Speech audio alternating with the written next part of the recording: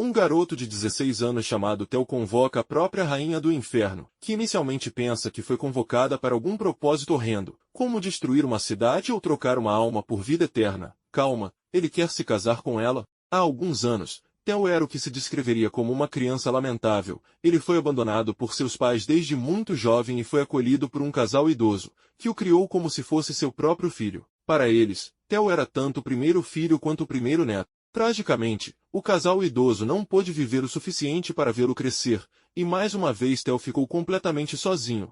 Com lágrimas nos olhos, ele prometeu ser forte e viver por conta própria para não preocupar seus avós no céu. No entanto, como em todos os mundos, o poder é importante. O poder é necessário. O poder vicia. Se você tem o poder de derrotar monstros, pode vender materiais e ganhar dinheiro. Impulsionado por essa necessidade de dinheiro, Theo entra para a guilda de mercenários, apesar de não ter experiência em combate. Infelizmente, por causa disso, ele só consegue fazer trabalhos estranhos, como carregar bagagens. No entanto, ele frequentemente retém os grupos aos quais se junta e é expulso deles rapidamente. Um membro do grupo reclama e pergunta por que os pais de Theo não o ensinaram a usar magia. Theo abaixa a cabeça, amaldiçoando o fato de que, por ser fraco, estão insultando seus queridos avós. Nesse ponto, o Theo de 14 anos foi expulso de tantos grupos que perdeu a conta. No dia seguinte, na tentativa de ficar mais forte, Theo estuda magia e pesquisa sobre ervas e monstros. Dentro de um desses livros, ele encontra um pedaço de papel que diz Ritual de Convocação para o Diabo. Sem saber o que é um diabo,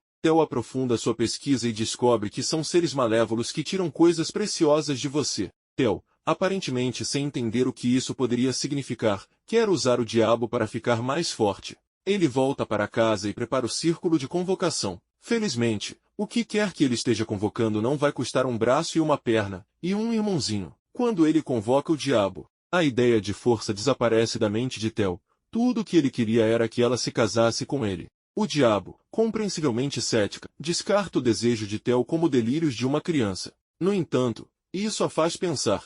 O diabo, que é evitado e amaldiçoado em todos os cantos da terra, acabou de ser proposto por Theo. Ele deve ser um completo tolo ou incrivelmente corajoso. Theo fala que se apaixonou por ela à primeira vista, mas como o diabo duvida dele, ela examina o coração dele. Em vez de ver segundas intenções, ela é recebida por uma enxurrada de elogios, como seus belos olhos, cabelo branco, aparência angelical e toda a sua majestade. O diabo não pode acreditar no que acabou de ver, seu rosto fica vermelho, e ela mal consegue articular uma resposta. Ela desvia o olhar, não acostumada a ser adorada dessa maneira. Todas as outras pessoas que a convocaram usaram seus poderes apenas para satisfazer necessidades egoístas e tentaram fugir, mas não Theo. Theo é diferente. O diabo acha ele distante, então ele faz um biquinho, vendo um desejo como o dele como impossível, e ao ver a face chorosa de Theo, o diabo não resiste. Sim, ela é romântica. Ela se afasta e diz que não há desejo que ela não possa realizar.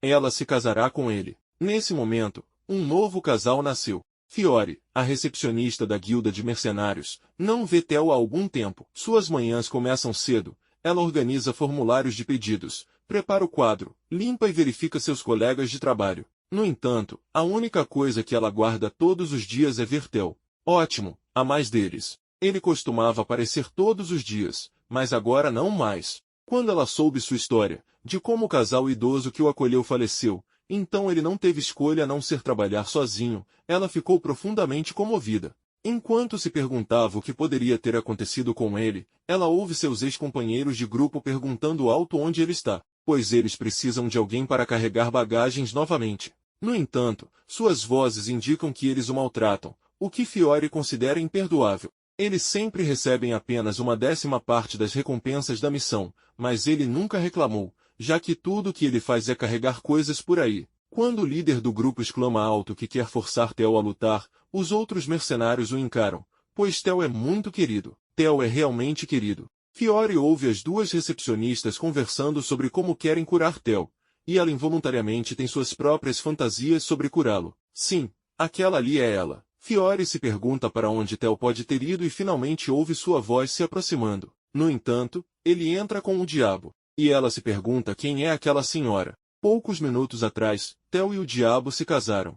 Ambos se sentam desajeitadamente na cama, sem acreditar que acabaram de se casar. Theo pergunta o nome dela. e ela responde que é Elvi. Quando ela o encara, ela é atingida por uma sobrecarga de fofura. Theo tenta se apresentar, mas Elvi diz que, devido ao contrato deles, ela já conhece toda a história de sua vida, desde o casal idoso até o grupo de mercenários abusivos. Ela jura que da próxima vez que tentarem insultar Theo, ela o levará como um insulto a ela, a esposa dele. Ao perceber que se chamou de esposa, ela cobre o rosto de vergonha novamente. Theo percebe que é hora de ir para a guilda, então ele se prepara rapidamente para sair. Ele pergunta a Elvi se ela quer acompanhá-lo, então ela usa seus poderes para disfarçar sua aparência antes de saírem. Theo pede a ela para dizer o nome dele, e ela finalmente consegue fazer isso depois de superar sua própria vergonha. Na cidade, a aparência dela atrai olhares das pessoas, mas por dentro ela se pergunta por que a mão dele é tão macia, possivelmente mais macia que a dela. Theo percebe que segurou a mão dela por instinto, então ele pergunta se ela pode segurá-la, e ela permite. Isso mesmo, sempre pedir consentimento. Eles entram na guilda dos mercenários, e embora Elvi já saiba o conteúdo devido ao contrato, ainda é a primeira vez dela lá. Seus olhos vagam, confirmando as posições do quadro e dos balcões de pedidos, e ela olha com raiva para o grupo abusivo. Theo apresenta Elvi a Fiore, que nunca viu uma mulher como ela antes. Fiore a chama e Elvi diz que ela é a noiva de Theo, e elas rapidamente se conhecem. Cal, o líder do grupo abusivo, ouve Theo falar sobre como tem uma noiva, e ele pergunta quem se importa com alguém que carrega bagagens há 9 meses, e o chama de idiota. Cal diz que Theo não merece Elvi e o pressiona para entregá-la para o uso deles. No entanto, Elvi ouve tudo o que eles estão dizendo, e pela primeira vez ela mal pode esperar para matar um ser humano, não por obrigação contratual, mas porque eles estão insultando seu amado. Cal coloca o braço ao redor de Theo, lembrando de como eles o levam em suas missões. No entanto, Theo nunca se sentiu endividado com eles, já que as recompensas que ele recebia eram medianas e eles eram tão fortes que ele nunca teve coragem de revidar. Mas não desta vez. Ele se afasta de Cal e se desculpa, dizendo que não pode entregar Elvi por nada neste mundo. Ele faz uma declaração surpreendente, afirmando que Elvi é sua esposa e que eles não podem tê-la. Cal fica chocado com sua audácia e ameaça bater nele ali mesmo. Ele levanta o punho para socá-lo, mas Elvi faz algo com o braço de Cal, dobrando de uma maneira que um braço não deveria dobrar. No entanto, os pontos de afeto de Elvi por Theo estão no máximo, e ela quase o beija no local. Afinal, ela é um demônio. Por que ela se importaria com normas sociais estabelecidas? No entanto, Cal se recupera e grita que sabe que Elvi fez algo com ele, mas ela o intimida a correr. Theo percebe como Elvi está perto deles, e em um estado confuso, ele se afasta dela. Elvi está chateada porque sua chance de beijar Theo foi arruinada, mas ela terá muitas chances, afinal, eles vivem juntos. Enquanto o casal volta para casa, o coração de Fiore ainda está acelerado devido à proximidade entre Elvi e Theo. Eu aposto que até você, observador querido, ficou um pouco excitado com tudo isso. Depois de tudo isso, Theo pede a Fiore por qualquer missão que ele possa fazer, mas infelizmente várias delas são muito difíceis. As outras recepcionistas se aproximam de Elvi e perguntam sobre histórias do passado de Theo, explorando o conhecimento adquirido do contrato. Ela compartilha como toda vez que Theo se sentia mal, seu avô repreendia, mas era sua avó que o abraçava e o confortava. Isso provoca risos entre elas. Theo, envergonhado, pede novamente a Fiore por uma missão fácil que ele possa fazer. Infelizmente, as missões disponíveis têm monstros ao longo do caminho, e Theo não tem esperanças de lutar contra eles. No entanto, Elvi o lembra de que ele tem o próprio diabo ao lado, então nada além de Deus pode derrotá-la. No entanto, Theo não quer expor sua esposa ao perigo, e sua preocupação toca o coração de Elvi. Ela pede a Fiore a missão mais difícil que eles têm, e Fiore lhes entrega um formulário de solicitação para subjugar uma quimera. Theo tem certeza absoluta de que não pode aceitar essa missão, mas Elvi diz que é algo trivial. Fiore está incerta sobre entregar uma missão absurdamente perigosa a eles, mas Elvi insiste e leva Theo consigo, de mãos dadas. Ela o tranquiliza, dizendo que ficará tudo bem, afinal, ela é o ser supremo. Há muito tempo, o mundo era dominado por monstros, e os humanos eram esmagados por sua força terrível. Mas tudo que os humanos tinham era o intelecto, e você não pode debater com um monstro até a morte. No entanto, esse mesmo intelecto convocou o diabo, e o humano que o fez pediu ao diabo que purificasse o mundo dos monstros e de sua sujeira. Poucos dias depois, todos os monstros foram exterminados sem exceção. Eles foram exterminados por um diabo. No entanto, um monstro escapou da aniquilação durante esse período, pois ainda era muito fraco para ser considerado um. O mesmo monstro que Theo e Elvi estão caçando, o Quimera. Theo acha que isso é uma ideia muito ruim, mas Elvi não parece se importar. Ela se aproxima do Quimera e o acorda ao liberar sua intenção assassina. Ao ver Elvi, o Quimera entra em pânico e começa a se debater, o que faz a caverna tremer e Theo cair em Elvi. Ela quase o beija novamente, mas se contém. Theo pergunta o que exatamente ela fez com o Quimera, e ela explica que simplesmente emitiu sua intenção assassina e criou uma barreira.